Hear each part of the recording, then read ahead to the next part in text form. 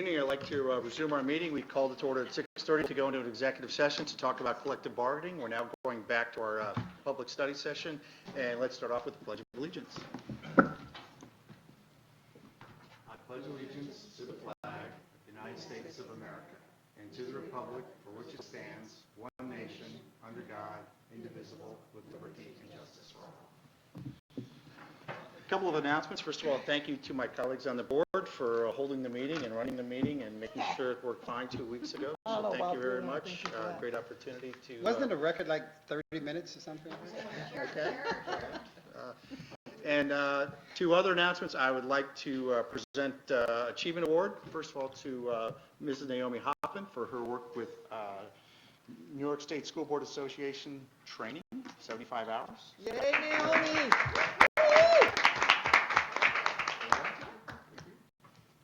And to our newest board member, Ms. Augusta Miller.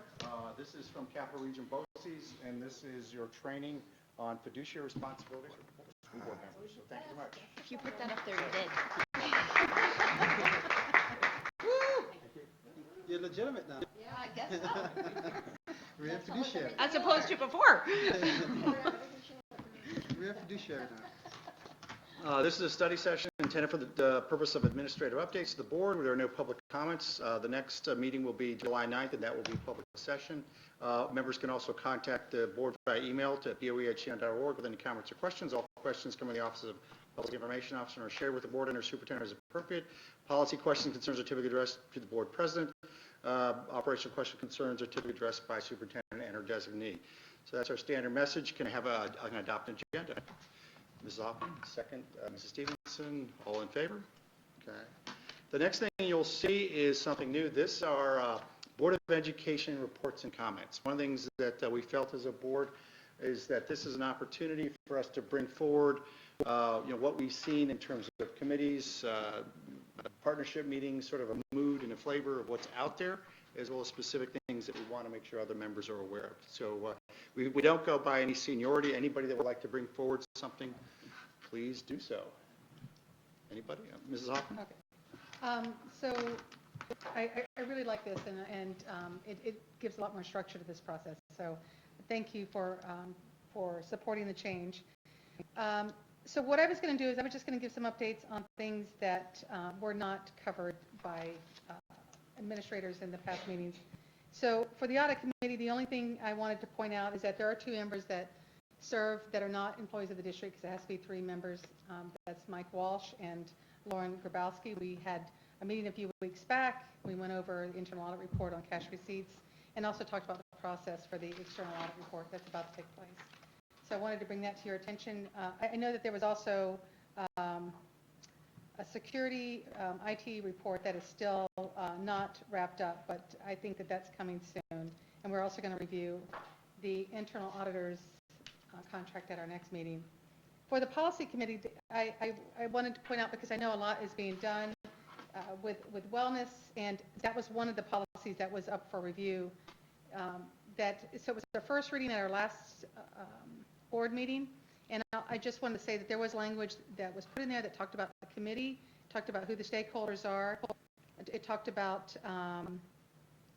it was more general language, but it was specific to an effort to engage behaviors that influence health and social and emotional learning. The other one was records management, and it talked about specifically documents the district is responsible for retaining. So these, I'm only touching on the ones that actually changed. There were many that reviewed that there were, if there were any changes, it was mostly grammatical or things like that. The alcohol testing of bus drivers, that there were some changes for that one, and also the athletic code of conduct for smoking. There was actually some policy citations that were included. For DIDIC, and that's the District Instructional Technology Integration Committee, for that one, we did a wrap-up, a clarity study, and what was encouraging is that now it's district-wide, the Chromebook rollout, and although we still don't get as much feedback as we'd like at the high school, we still have enough to indicate that we are moving forward, we're making progress, we're going the direction that we want to go. They also talked about a digital citizenship survey that was done. There was 22 teachers, 3rd through 5th grade, and The feedback for that was overwhelmingly positive, and as we know, they're going to be rolling out into the elementary school, 4th and 5th grade, and it's partially underway even this year. And I didn't have anything new to add to IPAC because we've talked about that the last couple of meetings, and as you saw, the CLL biliteracy, CT pathways, and the textbook reviews that were done. So I'm assuming that this is what you were hoping to see. We talk about the committees that we serve on, and any changes that haven't been shared out. Did anybody have any questions about any of those committees? So anyway, I really enjoy. I'm also on 2 partnership, but I don't have anything salient. I feel that needs to be shared at this point, but maybe somebody else sharing will spark some thought. Thank you. I'd like to share an update from the CAC, the Counseling Advisory Council. Actually, Mrs. Miller sits on that as well with me, so I figured I'd cover that if she had anything for the partnership with our high school, if she was willing to, after a busy day, I know. But making great progress, as you all know, from the different updates that we've received, throughout the year from CAC. One of the more recent meetings, the things that we continue to look at with the counselors, and again, it's the counselors K through 12, as well as board representative, parents, and students as well serve on this committee. One of the things in looking more at the high school level was looking at students that continue to self-select out of courses because if there's a fee, so some of our students, and feel free to share as a student anything that you hear, where students may be interested, just for an example, in photography course, elective, but you have to buy your own camera and they know that their families may not be able to afford it, so they're self-selecting out of that course, although they may be interested because of fees associated. I think the board made great strides last year, or 2 years ago with the district, where we included in the budget to pay for art supplies, since that was one of the courses where families would have to pay a decent amount of money for the art supplies for the special electives. So just continue to look at opportunities where we can look at what can fit in the budget, or we also recommended approaching the Shenendehowa Educational Foundation.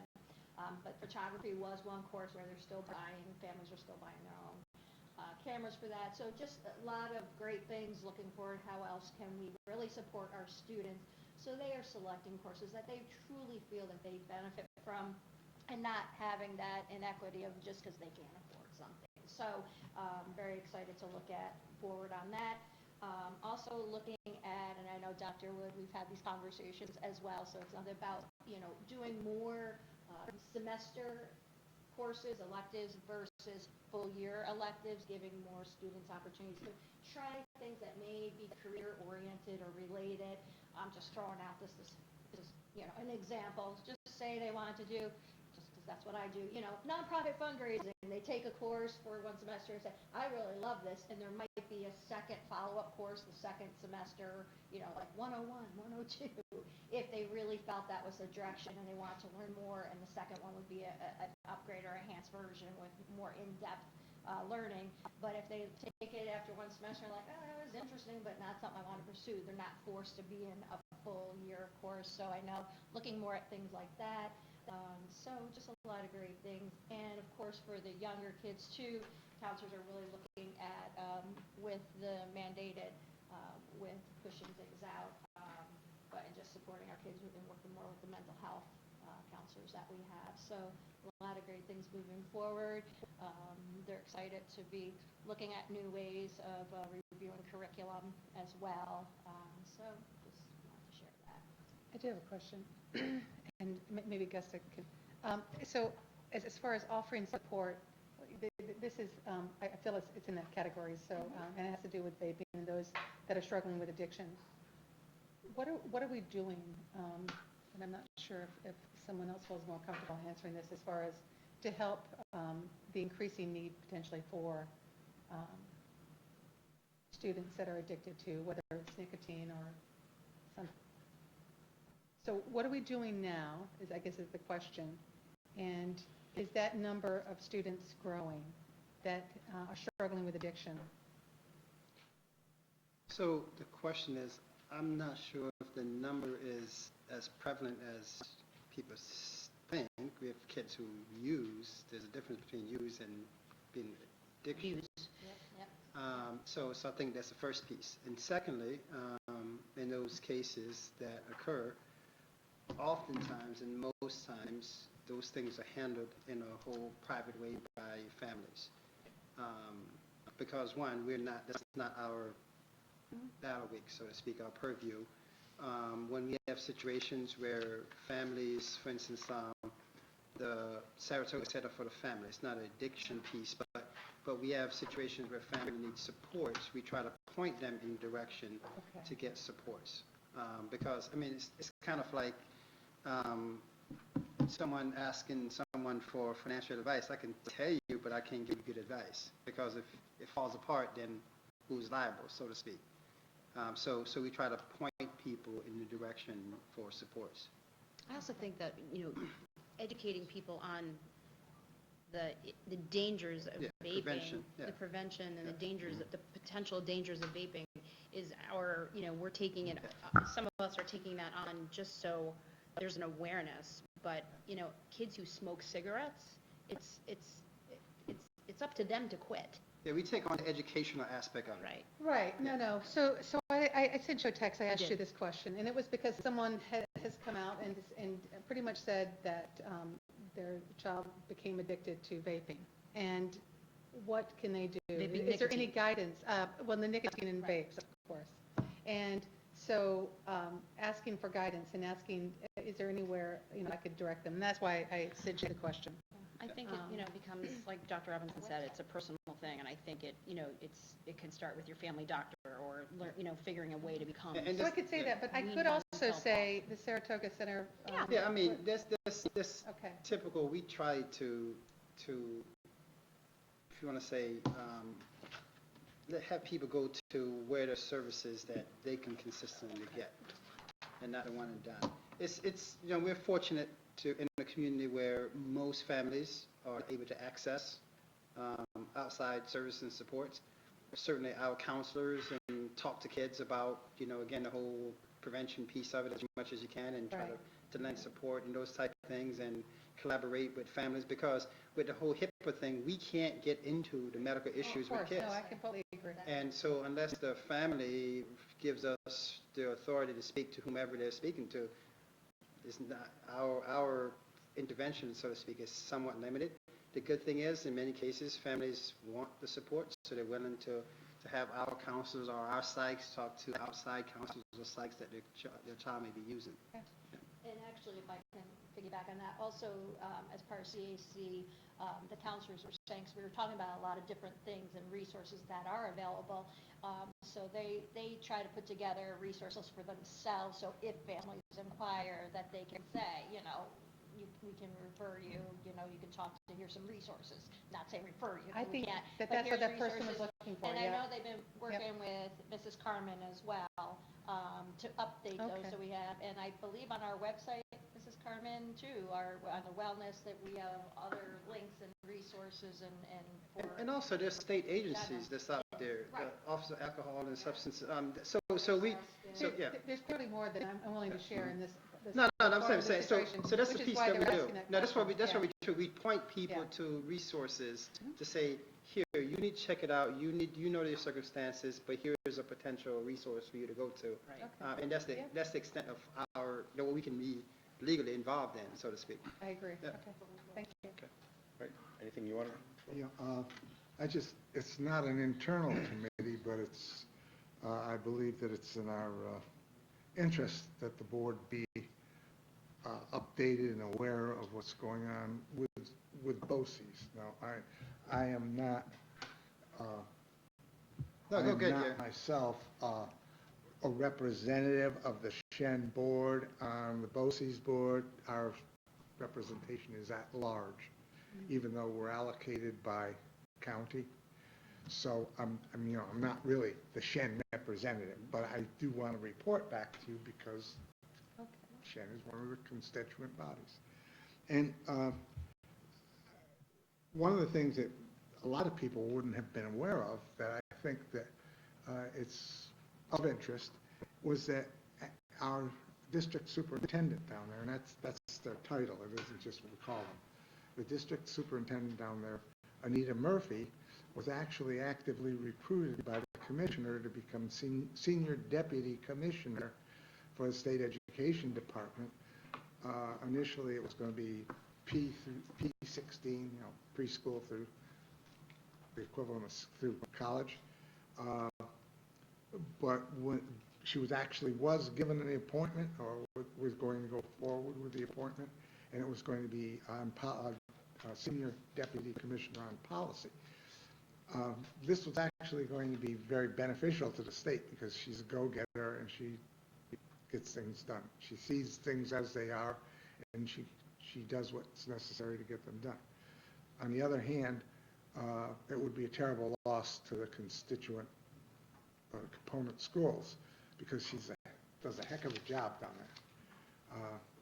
Sometimes you don't know how much better things could be until you have someone else in a position. For the last number of years in our own district, we have tried to standardize procedures rather than being an ad hoc, informal process. So it's dependable, it's transportable, everybody understands what's going on. And there was some of that needed to be done.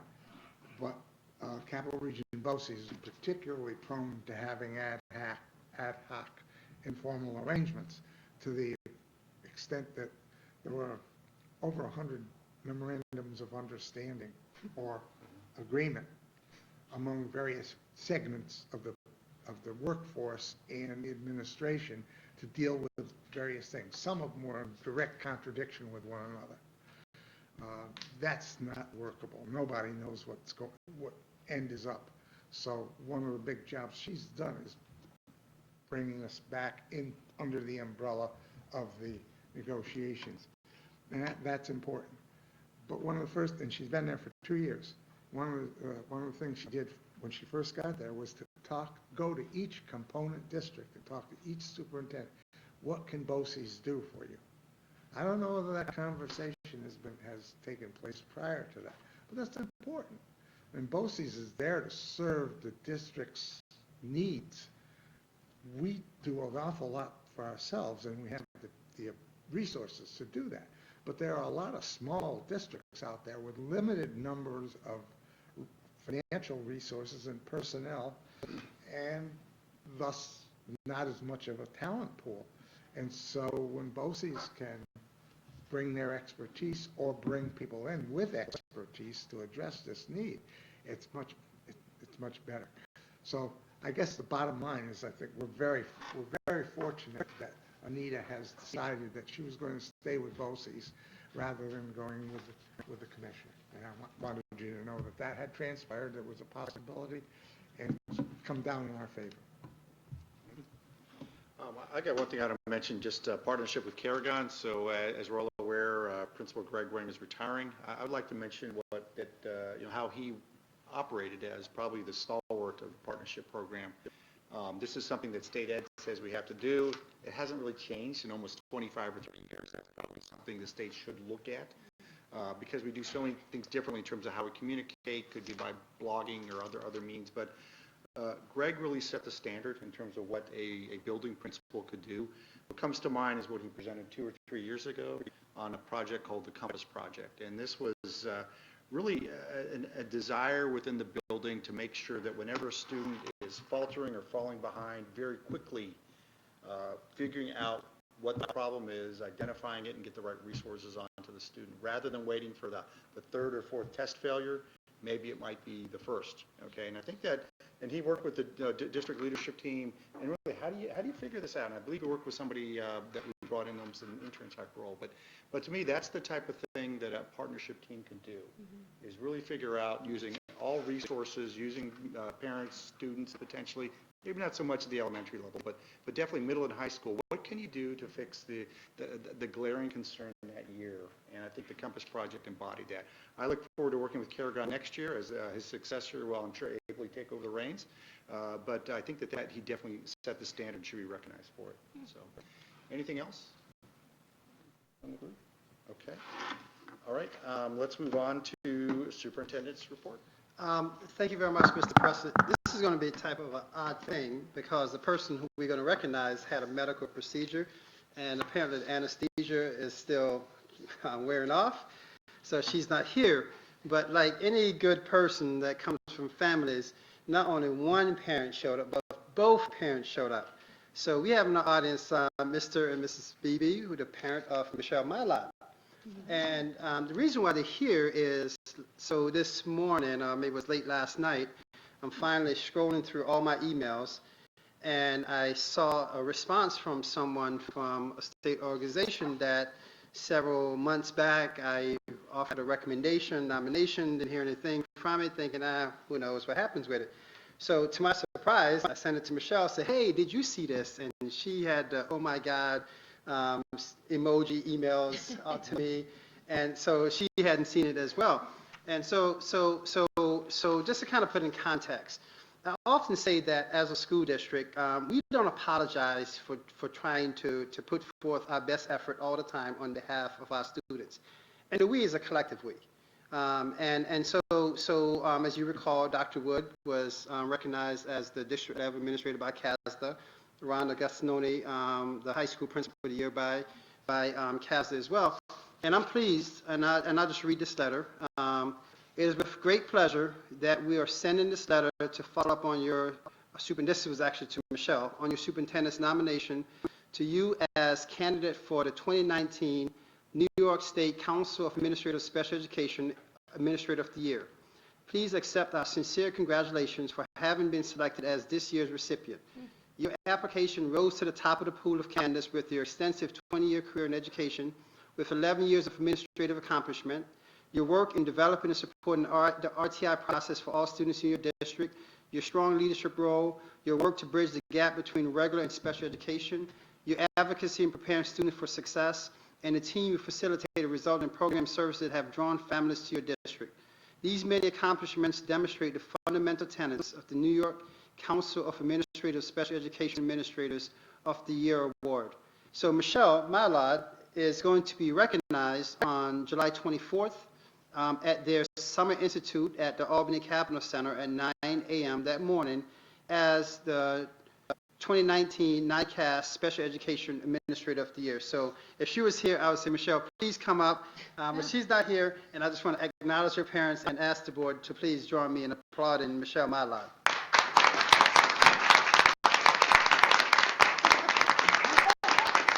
And so we will actually, some point in the August meeting, invite the parents back again and have the formal certification and plaque to present to Michelle. It's certainly an honor and a great way for us to end our school year when we have our administrators and staff doing great things. And certainly over the course of the year, the board has seen many students come here, and the accomplishments of our students. We have heard many teachers of the year, teachers of the week, all sorts of awards all the time, and this is one of those wonderful capstones that I mean, this was like most fitting as we go to the end of the year to have this particular award, particularly with special education, the area that we have really focused on, and I would put our program up against any program in the state.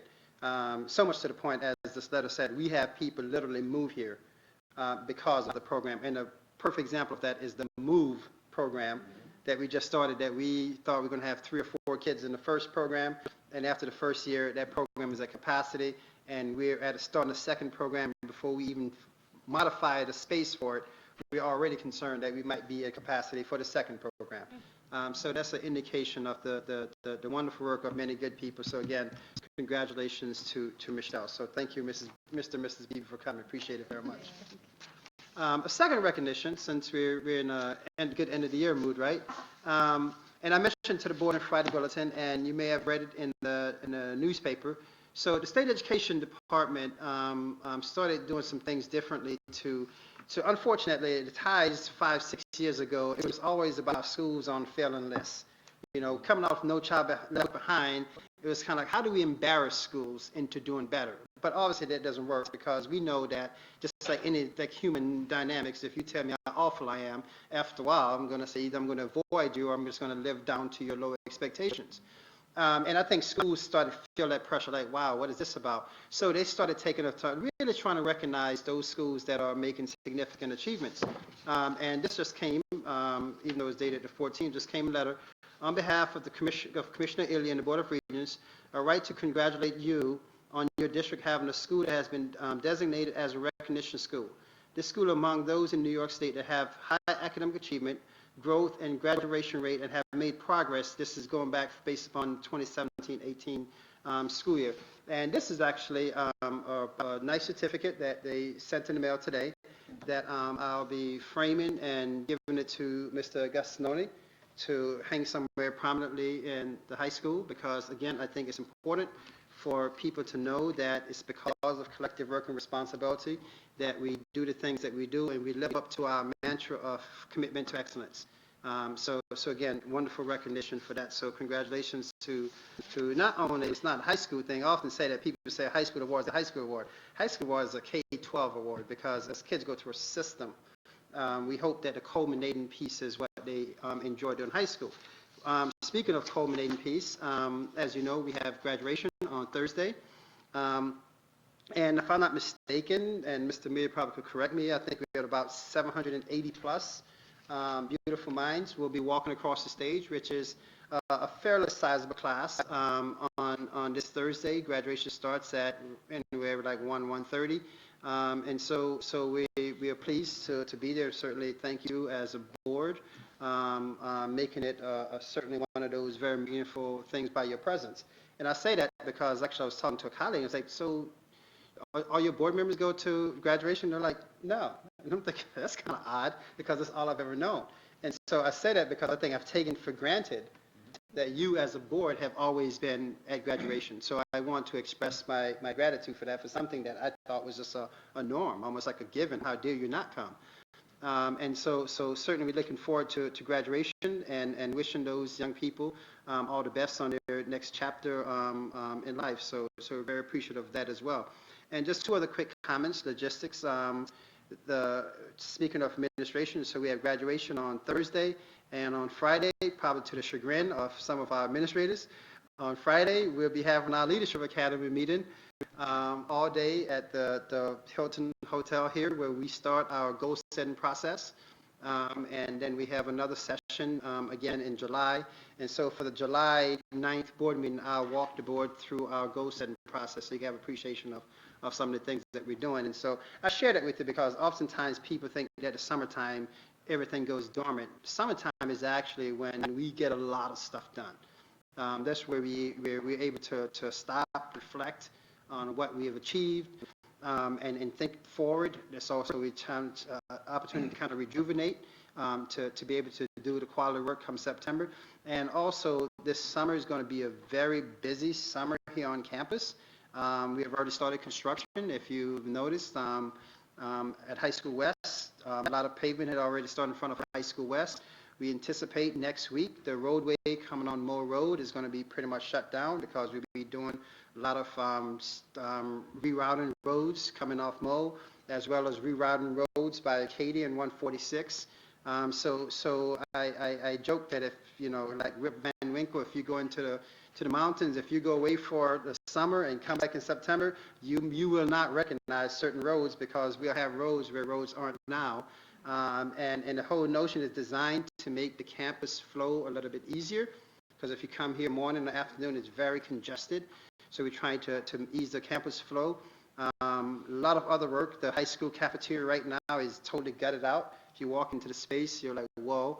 And again, that's a part of the improvement pieces. So I share all those things with you because, like the award from Michelle, it's an indication that we're always a system that focuses on getting better. And so when we get these recognition, it's a firm reminder that we are doing some good things. So again, congratulations to Michelle and to the BBs for being here on her behalf, and we wish her all the best with her recovery. Hopefully she'll be ready for Leadership Academy on Friday. So those are all the things I have to report at this point. So thank you very much. Okay. Let's move on to information items. The first one is Shen Foundation. Dr. Roberts. So as Mrs. Kalish come forward, it's been a tradition for a while to have the president chair of the foundation attend a board meeting and just give an update on some of the highlights of the foundation over the past year. And some people the foundation is legally a separate entity from the district by law. However, the foundation and the district, it's what's the word I'm looking for here? It's a partnership. The word is going to come back to me before she's done. But in other words, a foundation can't exist without the district, and the district relies on the foundation tremendous support. So we'd like to hear from Mrs. Kalish about some of the highlights for this past year. Thank you, Dr. Robinson. So a couple of you are on the foundation, on the board here. I have I don't know if you got my little PowerPoint that I sent. I didn't. Oh, I sent you a cool little PowerPoint, so. Send it to Kelly? Yeah, I did. It was big though, so maybe it didn't. Yeah. Well, I had Sorry. a really cool PowerPoint. Deanna, do you have it? Thank you. Well, I have it on my computer, but Well, we'll share it out. Anyway. We'll try to share it out Okay. the board. I'm sorry. I sent a couple out, so I just wanted to say, for those of you who know about the foundation, it's a nonprofit, volunteer organization that was set up in 2005, actually, by a group of concerned professional people who realized that education should not and cannot be just the district's responsibility, but the community needs to come together and help. So we have had actually a number of the initial founders have started to retire, and we're getting more new people coming on, which is fabulous. We are this year, well, I looked up a couple things. So in 2005, they started and they raised money to restore the bells and put the bell tower up. And they actually raised $250,000 for that. Since then, we have awarded $145,000 in grants to staff and teachers. And that's from 2012 to 2019 till now. Those are the facts that I have anyway. This year, we started out by having a planning session where we talked about mission, and we refocused on, how to explain what we do better to people and how to move forward. We're really trying to not just bring more of the community into the Shen experience, as I'm calling it, but also the alumni. So one of the things we did this year, after I will pass out our little brochures, because we did some brochures, and I have a PowerPoint now, is we got student reps on our board for the first time, thanks to Cameron, who is one of them. And we have a teacher rep as well now, which I think is fabulous because we have a lot of professional people on the board who are very committed to education and helping and enriching and innovating and all of these things to help teachers do that. We were only guessing, and we'd bring in Dr. Wood sometimes and ask her questions, but we didn't have the teacher perspective and we didn't have the student perspective. And this year, I think that has helped us tremendously. We have just benefited by having that perspective, and we hadn't before. This year, the grants that we funded included bringing in a music educator. We have done some flexible seating. So when I first started about 5 years ago with the foundation, it was about the time that we were funding iPads. People were coming, teachers were coming with iPads, and we wanted to. That was innovative at the time, and then we found ourselves inundated with iPad requests.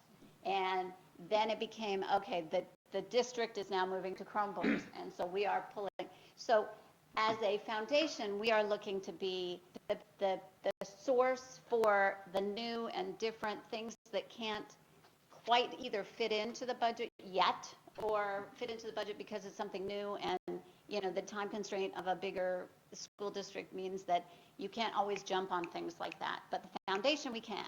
and we do, and that's what we're here for and what we want to do more of.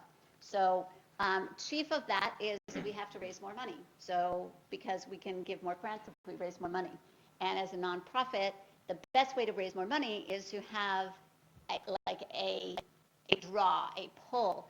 I think the reason the foundation in the past did their $250,000 is because they had something tangible to go up and ask people for. So we have up till now gone up and been successful, but only marginally successful in asking people to give us money because we're doing grants. And, I have now some visual aids, which you don't have, but I have some visual aids that help people understand what some of the grants we have done. So at the gala, one of the things I did is I had some posters. There was a teacher who came, and it was a very small grant. We gave her money to turn old desk tables into whiteboards. And she saved 187 reams of paper that year alone. And so I asked for 187 reams of paper, and I went and picked it up and built a little paper pyramid, which I was very proud of, just to show people. And it was very visual. I'm a graphic designer, so I'm visual. It's a visual and tangible way of people saying, wow, we actually, look what our money is doing. And that's what we're trying to do on the foundation more now, is to get people to understand when they give us money, you can see what we're doing. So I would invite all the board members, because I know you have nothing else to do. If you want to come to a meeting tomorrow, we have our foundation meeting, but we are having a couple of the teachers give us response. So we ask them to come back and report back to us, how did the grant work? And you're more than welcome to come. It's 5:30 at the district office tomorrow. There's always cookies. Anyway, so let's see. So I just wanted to talk about that. We also are trying to reach the alumni, because it's a big school district. We have lots of alumni.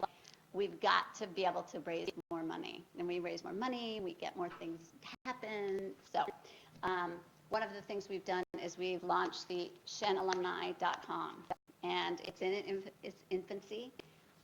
It is definitely going to be a place, we're hoping, where the alumni will go for reunions and information about that. Like I said, we're still beginning. It's a work in progress.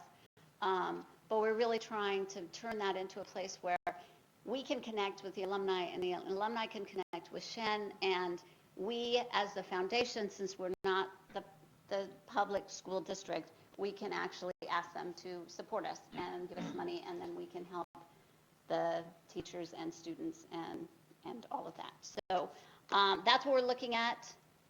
As a foundation, we're trying to look into new ways to reach more people, new ways to fundraise without turning it into, the foundation doesn't want to be only fundraising. I mean, because we're all interested in education, we're trying hard to find a key purpose to go out to the public and say, whether that's the STEAM thing that's starting to STEM, it's all, we're trying to help start something that will benefit everyone. So if you have any questions, I am happy to answer them. I will pass out these so that you can see what these are like.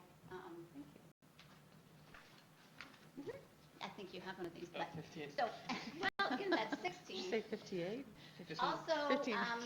we do have some openings on the board for people, for new board members, since we have a couple retirements. So if you know of someone who might be interested in joining the foundation, I would love to talk to them about that. Okay. All right. Any questions from members of the board? So Kathy, so and so either your PowerPoint, I'm not sure if it's size, or your email, it can't get through our system. Yeah, I have trouble connecting with Yeah, Shen because the last email. email we had was from you, was 6/11, and then the agenda, so there's nothing in between. Yeah, I sent it Friday. Yeah, I understand, I just showed the 21st, and there's nothing in between. So I need to figure out a way to be able to get stuff like that to you. Yeah.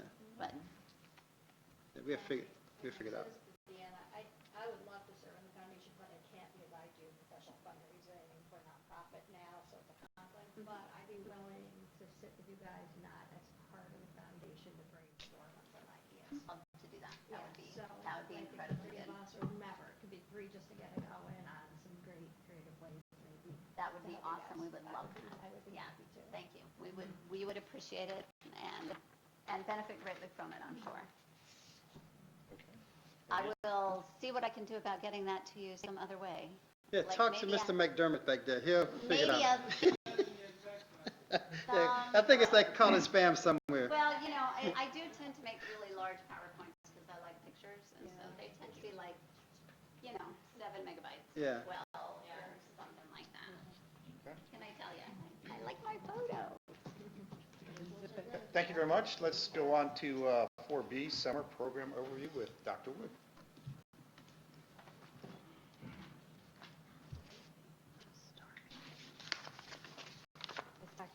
As Dr. Robinson mentioned a few minutes ago, uh, so people will actually stop us and say, "Oh, you must be so glad the school year is wrapping up." And you can't help but have a look of like, okay, all right, well, very good. So yes, we are wrapping up one year, but we are really in full gear trying to get our summer programs up and running and also starting to plan for September as well. And so any of you who've been on campus in the summer know you can go to certain places and it will feel quiet, and other places you go and it feels like school has never stopped because there are so many programs going on, and they're great programs.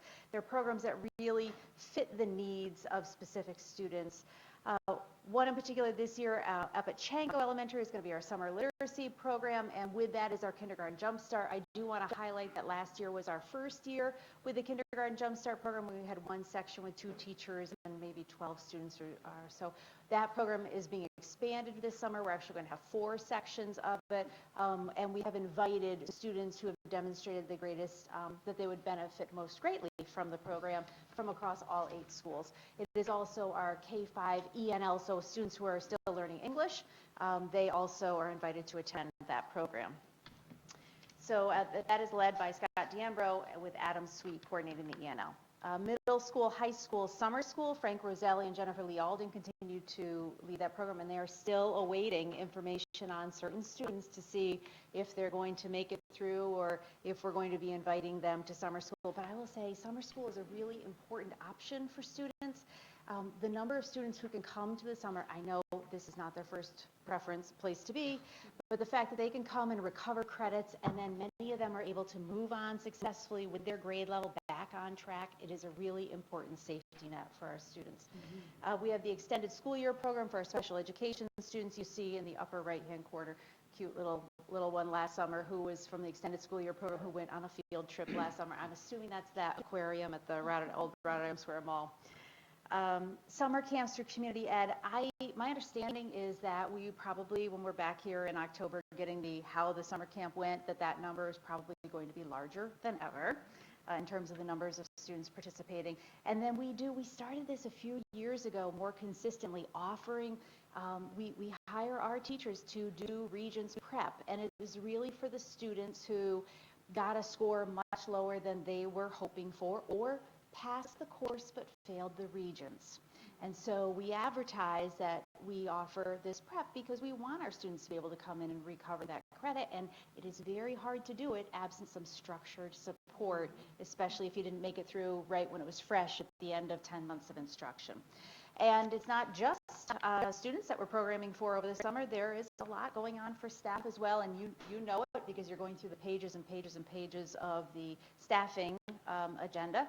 Many of those folks are ones that are coming in for paid summer curriculum development work. It's a great learning opportunity for them, but they're also producing a really important product in helping us determine exactly what we're teaching and how we're teaching it to be aligned to new standards, new materials, updated assessments. We also offer Summer Academy for Educators, where we have some of our own teachers teaching for other teachers who come in voluntarily over the summer to learn more. And then we have our new teacher orientation program, which continues to, I'll say, be enhanced every year. Every year we look at the feedback and we think about how do we best support new teachers coming into the system. And so every year we're making tweaks, and we hope that the feedback is better than ever this summer. Any comments, questions? Very comprehensive. Thank you very much. Let's go to action items. First one is the approval of a CMI contract. Can I have a motion on this one? Mrs. Stevenson? Mrs. Miller? Any comments or questions? Just the only comment, I didn't know we had 30 supervisors at the custodial level. But is that just a general term, supervisor? It's like a training program. But, so we have had it for custodians, and this one is for the custodial supervisors. So we've had different Okay, ones. I just didn't realize we had so many. That's all, that was the only comment, so. But no, nothing else to say. All in favor? Okay, let's go to contract for Mosaic. This is listed as a $100,000 project. I believe it's in Aranja. Yeah. A motion on this one?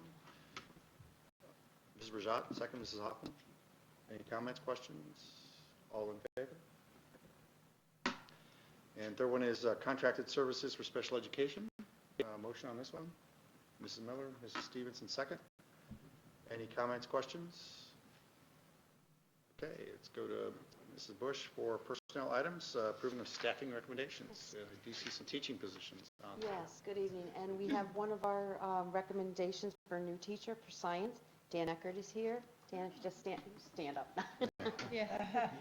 Hi, Dan. So Dan will be joining Coda Middle School Science 8th grade. Awesome. And very busy summer, and so some of the recommendations are here this evening. There were no retirements on it, but except for the staffing piece of it. We'll probably take the others individually. Thank you. So can I have a motion on staffing recommendations? Mrs. Hoffman, second. Mrs. Miller. Any comments, questions? It's all in favor?